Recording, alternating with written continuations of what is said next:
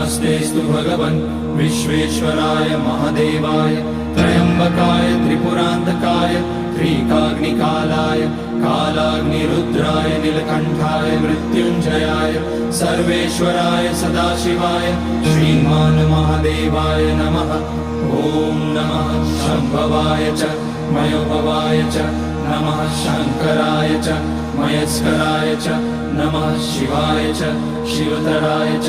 ॐ त्र्यम्बकं यजामहे सुगन्धिं पुष्टिवर्धनम् उर्वारुकमिव बन्धनान् मृत्योर्मुक्ष्यमामृतात्।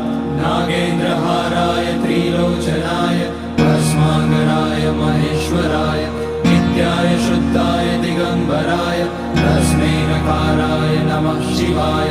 मन्दाकिनी सलिलचन्दन चर्चिताय नन्दीश्वर प्रमथनाथ महेश्वराय